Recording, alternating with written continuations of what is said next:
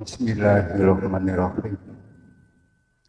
Allahumma sholli ala Muhammad wa ala ali Muhammad. Assalamualaikum warahmatullahi wabarakatuh.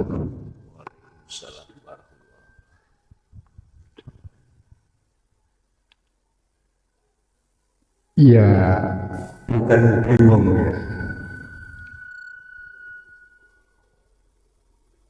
Rotok bingung benar. Begini Pak,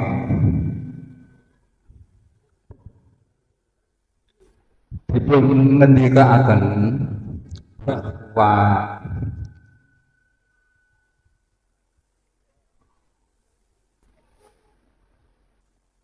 faktanya memang kita ini kan ada ya semua ini, tapi di sisi lain diarahkan bahwa itu satu wujud, yaitu Allah tadi, kan begitu. Saya ingin mengatakan yang melempar itu kan saya, faktanya. Tapi di sisi lain hakikatnya itu juga Allah, kan begitu. Artinya sama saja. Yang taat itu satu, yang maksiat itu juga satu. Terus meluas lagi, makhluk manusia itu satu, jin itu juga satu, kan begitu. Bahkan syaitan itu juga satu. Nah, terus saya ingin apa? Ingin pencerahan mengenai ending ya, katakanlah saya menyebut final dari ini semua, dari fakta ini semua. Coba kita sedikit menyinggung dulu apa? Bahwa diceritakan surga itu kan hak ya, benar adanya, kan begitu. Neraka benar adanya. Bahkan syariat mewajibkan kita mempercayai hari kemudian. Tidak percaya hari kemudian, drop kita, kan begitu. Tidak mempercayai hari kemudian, kacau kita. Jadi ingin pencerahan sekali lagi. Terus akhirnya si makhluk ini, saya, kami semua ini, baik itu yang bergelut di syariat, mudah-mudahan tetap bersemangat, baik itu yang di thariqat, Naksabandiyah, segala macam itu ya, yang di Palu juga itu ada itu thariqat. Artinya bahwa kita kan dihisab. Lah terus kalau dalam proses hisab sampai clear itu kita satu, terus bagaimana gitu? Nah, ya mudah-mudahan ada pencerahan. Terima kasih. Minta maaf yang sebesar-besarnya. Wassalamualaikum warahmatullahi wabarakatuh. Waalaikumsalam warahmatullahi wabarakatuh. Kita harus memakai dua kacamata dulu. Ada pandangan manusia, ada pandangan Allah. Kita diajarkan Allah keislaman kita umat Islam itu harus sempurna. Ya ayyuhalladzina amanu dkhulu fis-silmi kafah.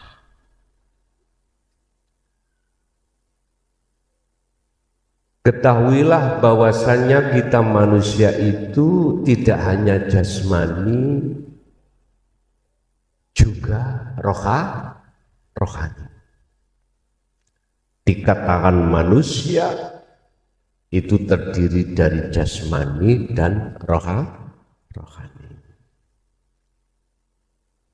Dalam bahasa Indonesia lewat tokoh pendiri dan pencetus sekaligus pencipta lagu kebangsaan Indonesia Raya itu mengatakan, bangunlah jiwanya, bangunlah badannya.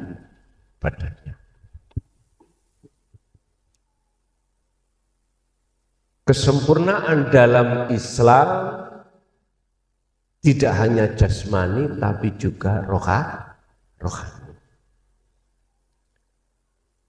Allah mendidik jasmani kita lewat utusannya Muhammad, disebut ilmu syariah.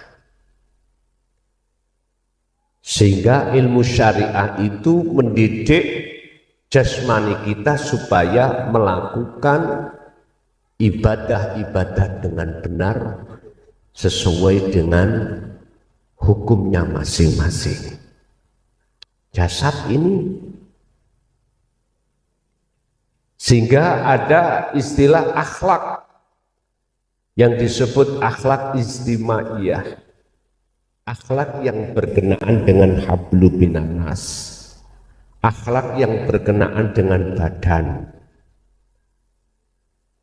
Ini ditata, diajarkan lewat ilmu syariah. Lah, Allah juga menyiapkan thariqahnya yang bernama berbagai macam aktivitas. Contoh sholat, apa syariat ilmu? Berarti kita harus berilmu bagaimana caranya jasmani sholat dengan benar. Orang Indonesia harus menghadap ke barat, ikuti ke barat. Harus baca ini, baca itu. Ilmunya mana yang menjadi syarat sahnya sholat, rukun sahnya sholat harus dipenuhi. Ini perilaku secara jasmani tapi belum menyentuh ruhani. Siapa yang hanya mentolak mengerti tentang ilmu jasmani saja, ilmu syariat saja, ruhaniah kita mesti loh Pak, kakak kita jujur. Waktu sholat lari kemana hati? Padahal coba dibuka di dalam ayat apapun ketika saat menjelaskan tentang masalah sholat. Mengapa di situ tidak memakai kalimat fa'ala? Kok memakai koma?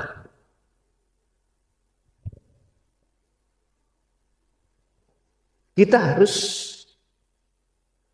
berpikir, walaupun koma itu wazannya fa'ala, koma aslu fa'ala, koma asluhu qawama ala waznin fa'ala. Ternyata jawabannya gini, kalau fa'ala itu hanya melakukan secara jasmani, nek koma sampai rohani. Dalam ayat lain Allah katakan Al-Baqarah 238. Hafidhu ala sholawah. As-sholawah itu ay al-maktubah. Sholat yang diwajibkan berarti jasma. Tapi ayatnya tidak berhenti di situ. Ada wawu ataf. Was-sholatil wusta. Itulah sholatnya ruh. Orang Jawa mengatakan sholat daim. Baru ada wakafnya ini. Setelah itu Wakumu, wakumu, karena jamak, wakumu, maka jagalah. Hal itu berarti as-sholawah dan was-sholatil wusta. Lillahi qanitin pakai ai khasyiin, berarti saya simpulkan wajib khusyuk. Bisa khusyuk bertemu Allah, bisa bertemu Allah, ruhaniyah jenengan juga ikut salat. Ruhaniyah caranya bisa salat, yuk ada syarat rukunnya, ada syarat sahnya salat ruhaniyah, rukun sahnya salat. Mungkin dibuka di dalam kitab Sirul Asrar. Ada salat secara syariat, thariqat, hakikat dan ma'rifat. Dijelaskan di dalam kitab Sirul Asrar, karangan Syekh Abdul Qadir Jailani itu ada pandangan sholat itu ada 4. Sholatnya orang syariat, orang thariqah, orang hakikat, orang ma'rifat. Dan ini benar semua miturut makomnya masing-masing. Walaupun saya gak khusyuk, aku di syariat saja, gak bertemu Allah, benar menurut saya. Tapi belum tentu benar menurut orang-orang yang makomnya sudah di atasnya lagi.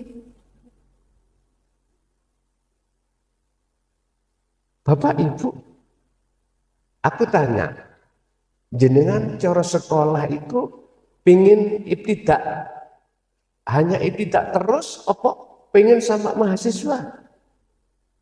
Terus terserah jenengan lah. Kalau saya sih, aku pengen naik sanawi, naik aliyah sampai mahasiswa. Berbagai macam. Kita alasan, aku enggak mau ke sanawi, kadung enak di ibtidaiyah. Ya monggo. Itu haknya sendiri.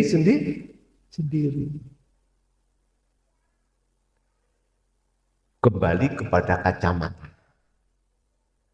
Kacamata syariat dengan kacamata hakikat enggak sama. Mana letak enggak samanya? Kalau kacamata syariat itu memandangnya dari segi apapun itu makhluk. Siapa yang melempar? Si makhluk. Karena faktanya melihat makhluk. Benar miturut kacamata syariat. Sekarang kalau kita bicara kacamata hakikat bagaimana? Kacamata hakikat itu memandang aslinya, memandang siapa sebagai isim fa'ilnya, yang berperan aslinya siapa? Allah. Artinya ada dalam satu ayat yang melempar bukan makhluk, tapi Allah.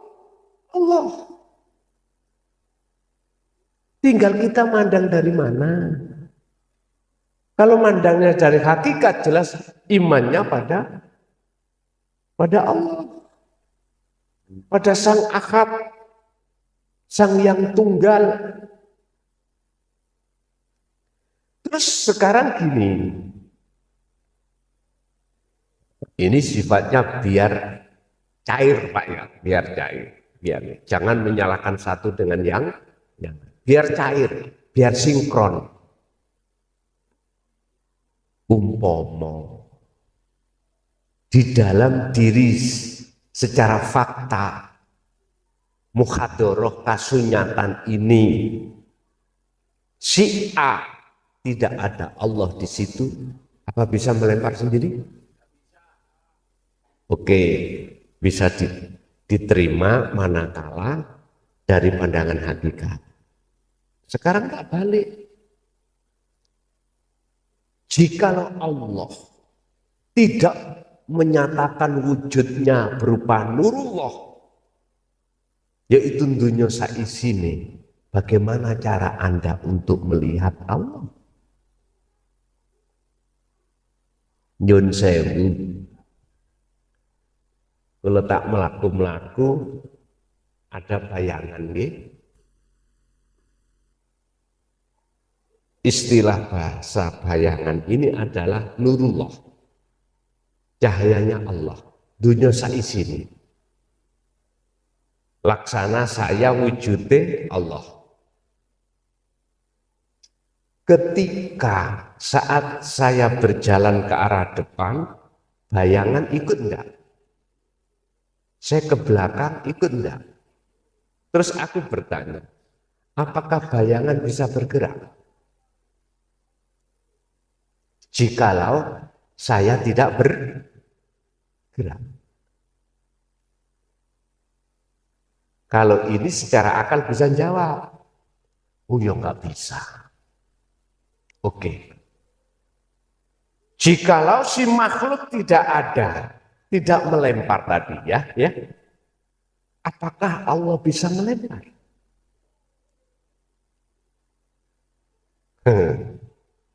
Bundeli pun gini loh Pak. Bagaimana caranya menyinkronkan itu?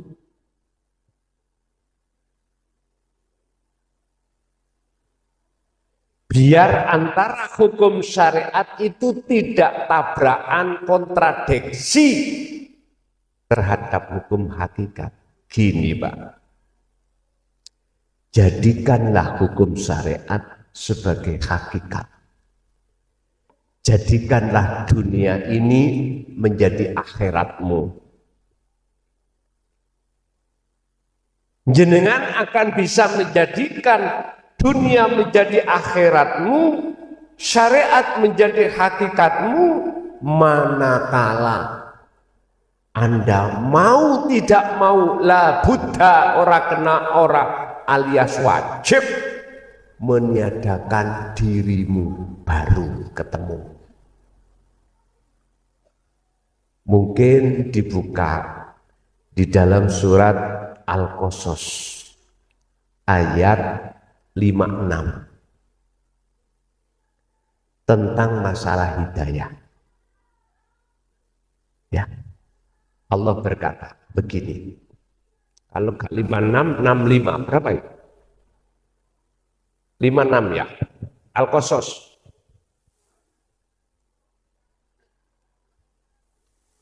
Mungkin sampai terbelalak, mungkin ningali ayat ini. Sebab menurut saya ayat ini menohok. Tahu menohok nih? Ngaget no. Tak pandangin dugi syariat ya bingung. Tak pandangin dugi hakikat itu belum mudeng. Saya lihat dari tafsir muhakamah. Ngelok nondas. Musing no kepala.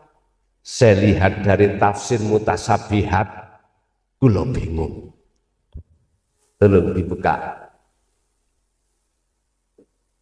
Innaka la tahdi man ahbabta walakinnallaha yahdi may yasha.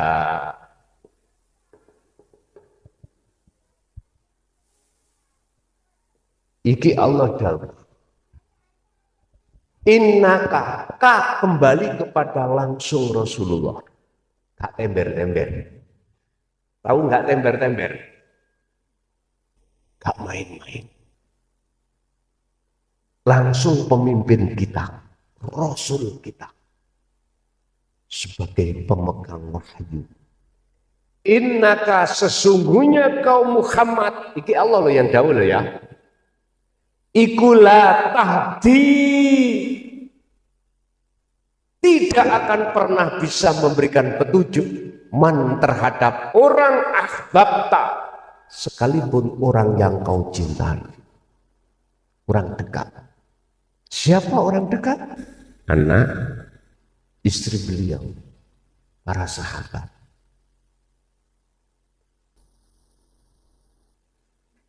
Kita yang ada di syariat kaget, Pak.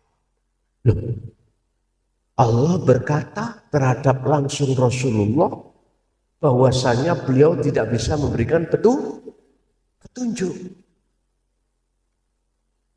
Makanya ayat ini tak lebokno saya masukkan tafsir muhakamah nggak sekulong ngeluh. Karena apa? Karena saya meyakini bahwasanya beliau Rasulullah yang memberikan petunjuk. Sama dengan faktanya kita yang melempar. Nah terus kalau bukan Rasulullah siapa yang memberikan petunjuk? Walakinallaha, lan tetapi nih, akan tetapi yang bisa memberikan petunjuk, yahdi kang aweh petunjuk sapa Allah man terhadap wong yasha'u kang ngersakake sapa Allah iman. Akan tetapi yang bisa memberikan petunjuk itu adalah Allah terhadap orang yang Allah kehendaki. Mohon maaf loh, sekali lagi mohon maaf.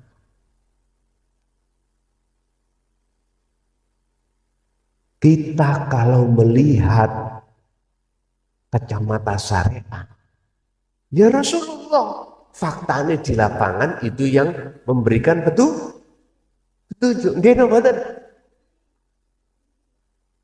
Ini memang kelas kita di syariat. Tapi jikalau kita berdiam diri terus di situ, tidak naik kelas, tabrakan terus dengan ayat ini.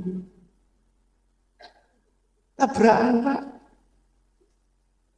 Nah terus maksudnya, walakinallaha yahdi may yasha, itu yang bagaimana?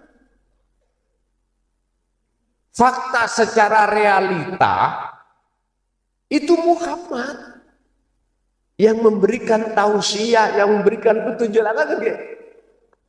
pengajaran, bimbingan. Tapi kok menurut ayat ini kok Allah? Ternyata Bapak Ibu, di dalam diri beliau itu ada Allah. Oleh sebab itu, jikalau jenengan melihat hidupnya, melihat yang fitrah, yang maha suci dalam diri beliau Rasulullah, maka ketemu. Oh iya, sumbernya dari itu. Ingat, al-a'malu suwarun qaimatun wa arwahuha wujudu sir ikhlas fiha. Amaliyah apapun, ibadah apapun, itu enggak manfaat jikalau ibadah itu tidak disertai ikhlas. Itu laksana ibadah itu seperti patung yang berdiri, tidak bisa apa-apa. Bisanya apa-apa, ya dikasih roh. Patung kuwi mau istilah jasad, ya dikasih roh. Lah roh amal iku apa? Wa arwahu hautawi piro-piro roe amal iku wujudu siril ikhlas fiha ing dalem amal.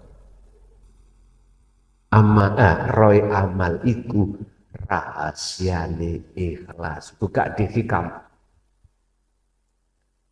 Lah rahasiane ikhlas iku apa?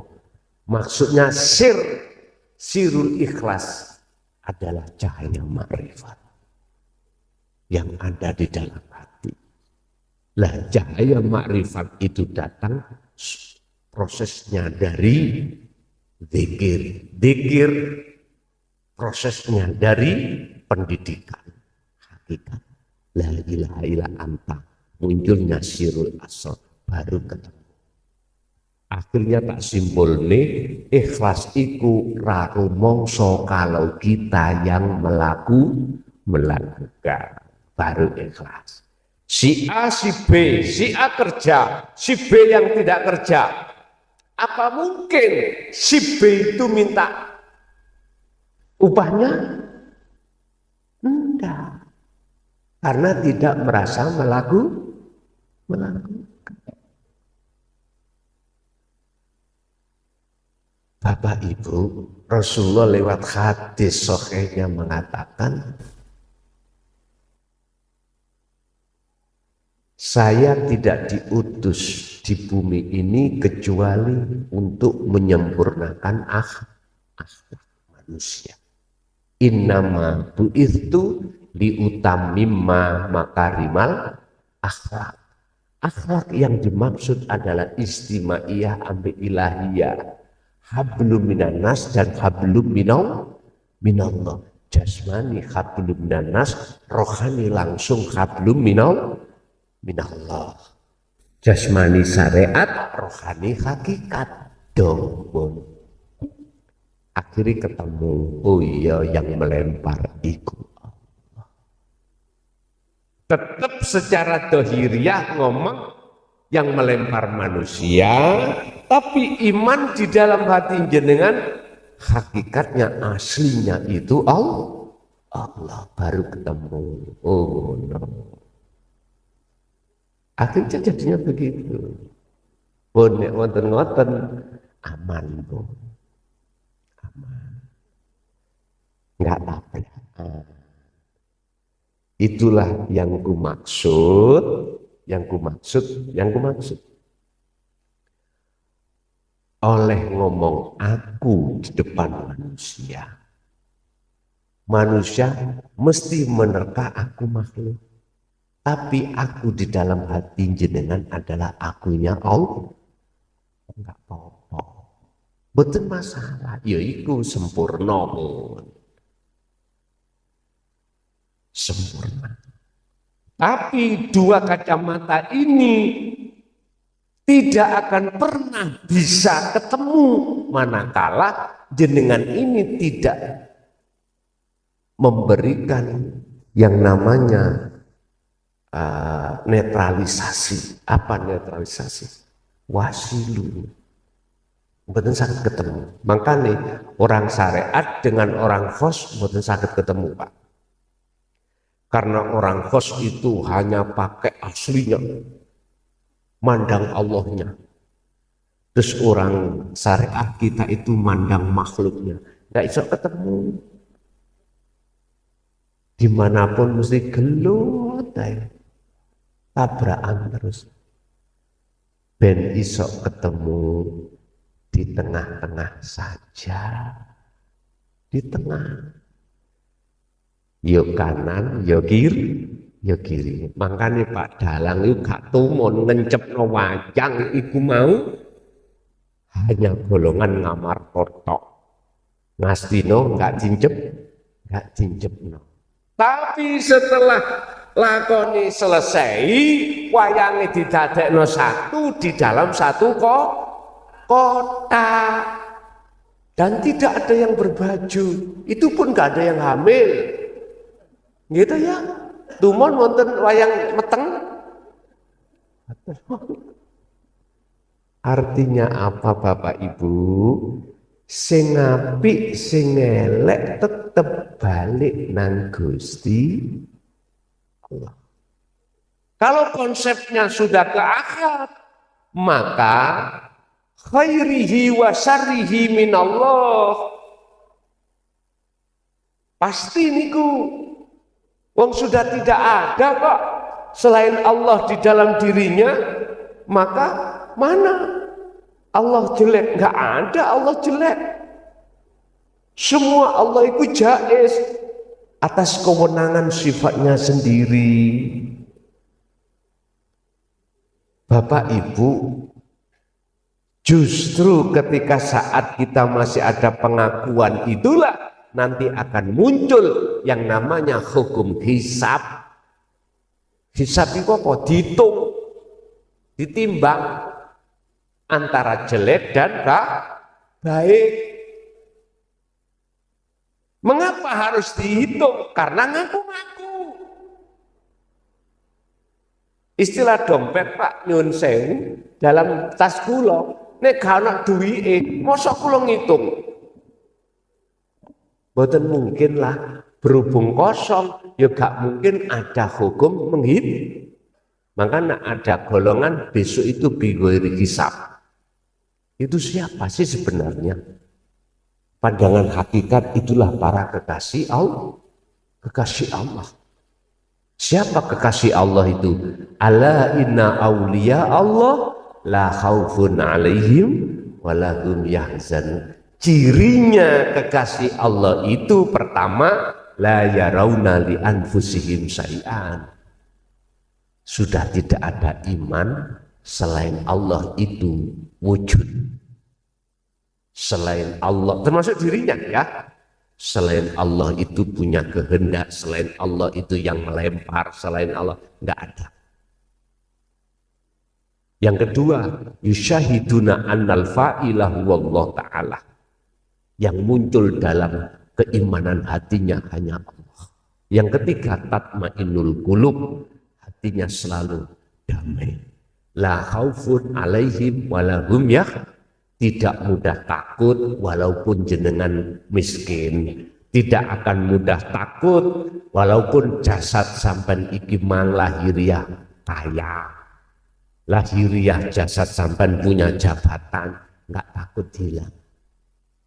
Karena Anda sudah tahu semua adalah walillahil masyriq wal maghrib, semua milik Allah, milik Allah. Aman pun hati nek seperti itu.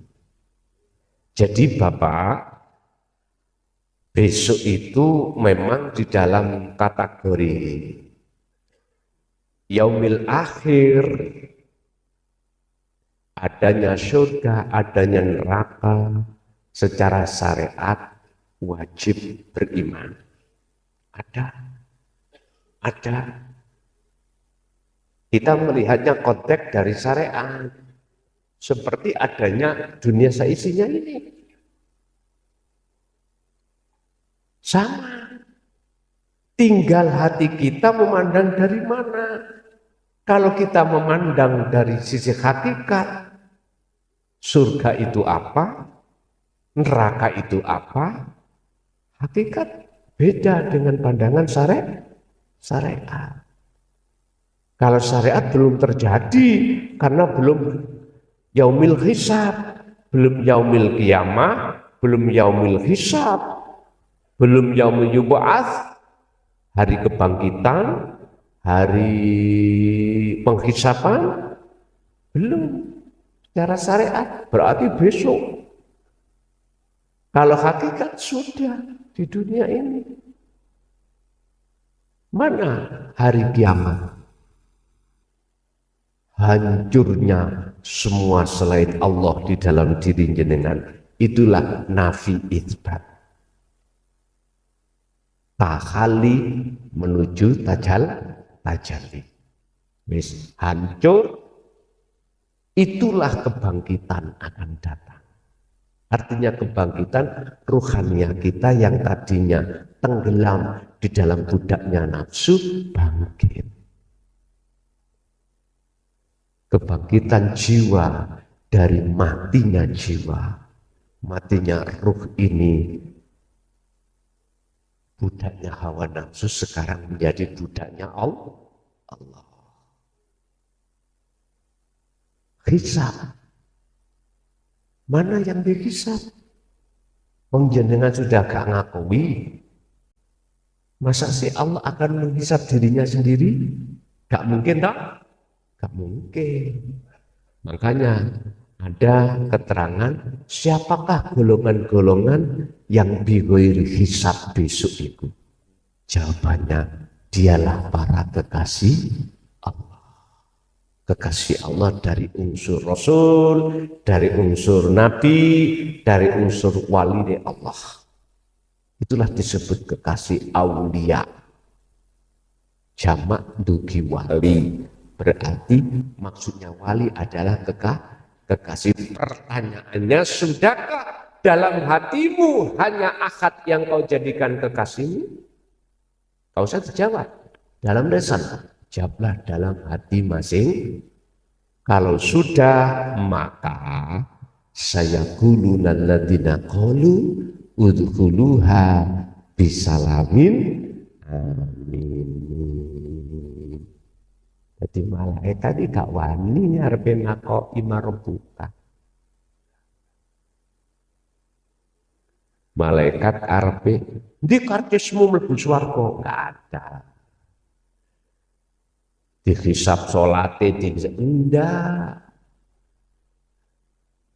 Jadi malaikat disuruh Allah mengatakan udkhuluha, rupane ucapan udkhuluha do mlebu sira kabeh ha ing rahmat syariate jannah bisalamin aminin kelawan slamet santausa. Berarti enggak ada penghalang. Kaya secara jasmani tidak menjadikan kekayaan itu sebagai hijab hati jenengan pada Allah. Alim dalam diri jenengan, tapi kealiman Anda tidak menjadikan hijab pada Allah.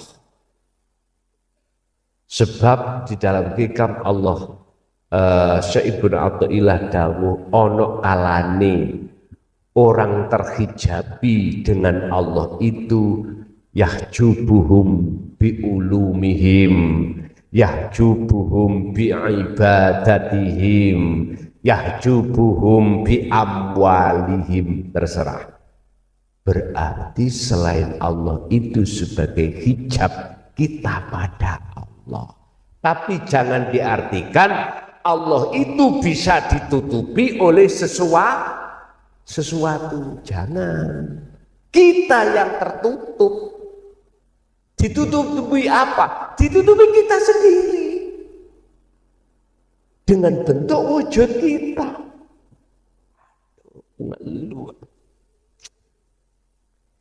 Pun kembali kepada pertanyaan Pak ya.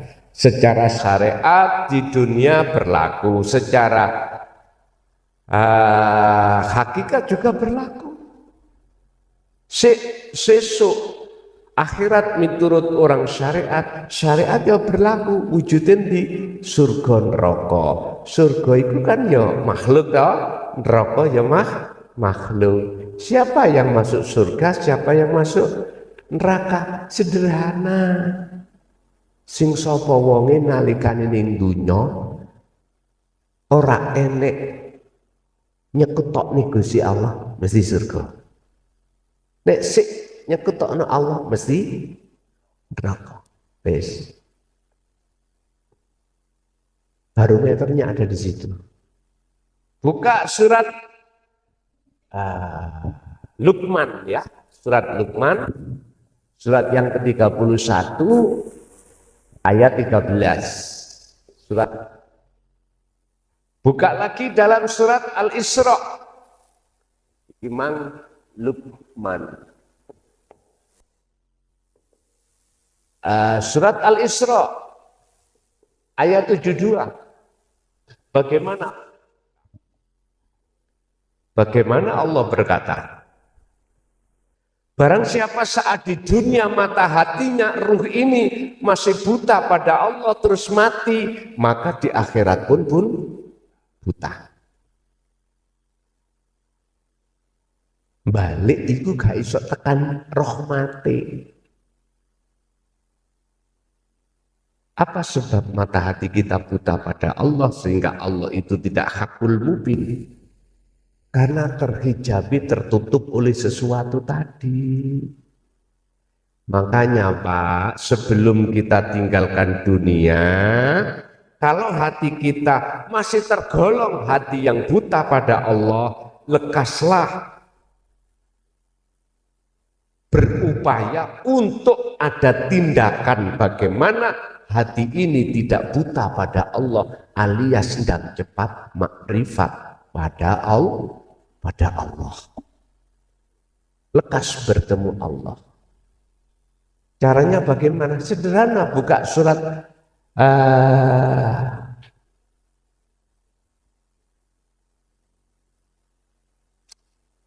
Al-Ali aku.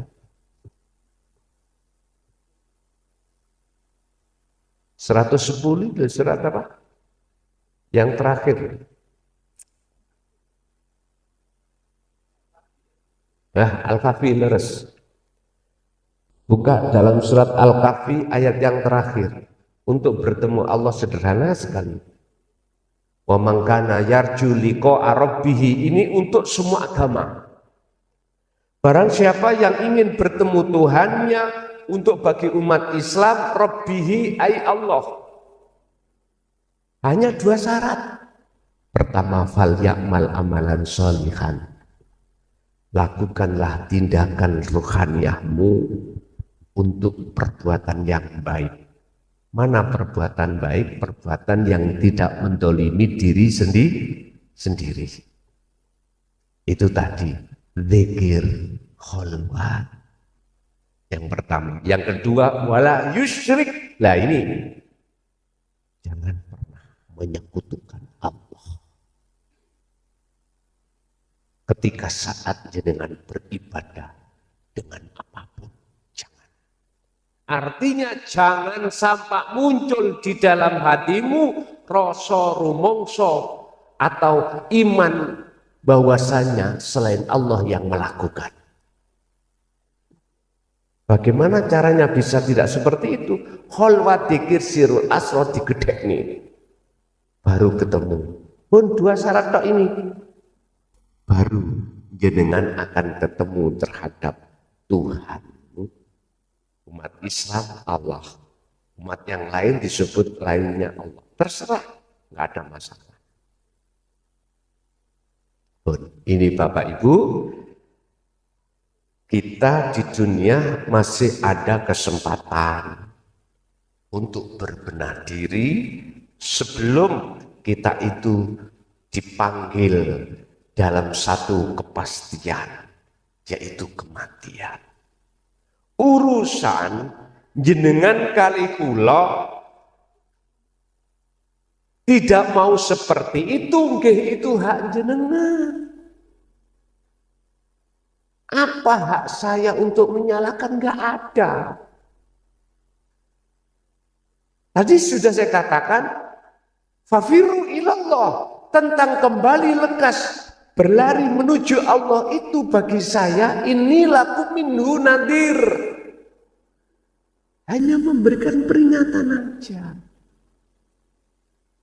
Menyampaikan, menyerukan terserah untuk mau atau tidak. Itu bukan urusan saya. Mengapa saya harus katakan? Itu karena memang nyatanya katakan Allah. Yang menyatakan itu Allah, bukan saya. Itu kalau Anda mau memandang dari sisi hakikatnya. Kalau memandang dari sisi makhluknya, ya pikir-pikir. Aku lu klason gak kenal, biografinya yo gak kenal. Bos aku takut wong Mojokerto, ternyata itu tahu gendeng wong itu.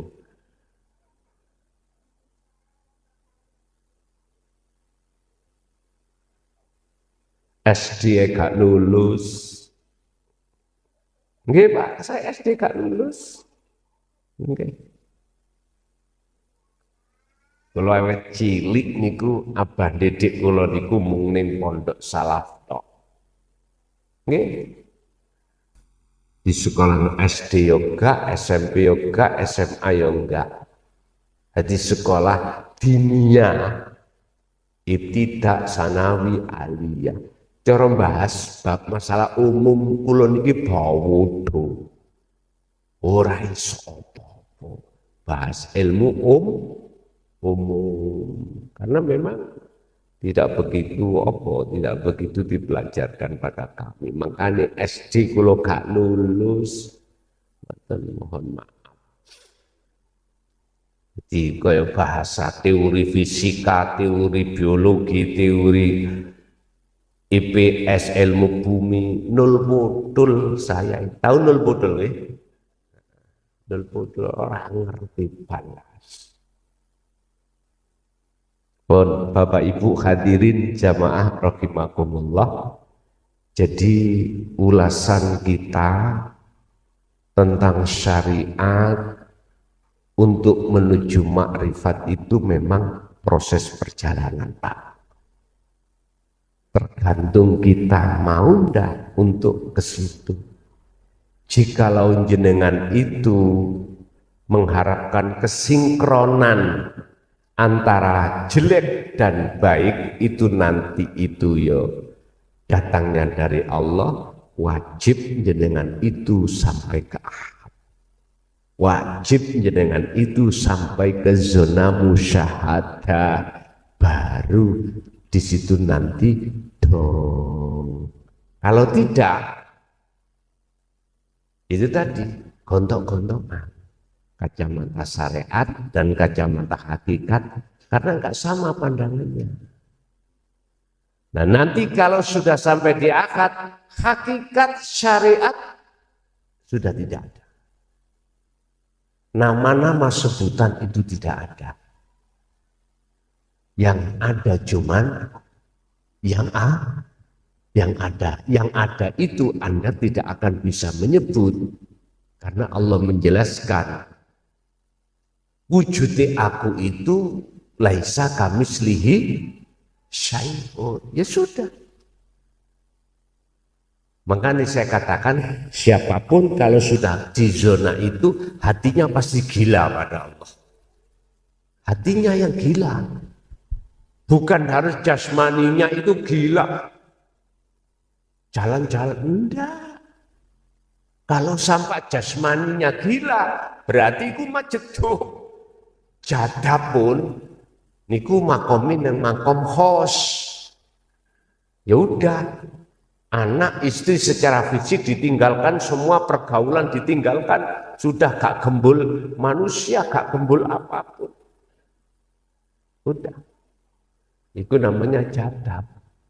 Tapi kalau diletakkan khawasul khawas, beda lagi. Seperti Rasulullah dan para tabi'ina sholihin. Membawa 4 sifat, sidik, fatonah, tabligh, amanah.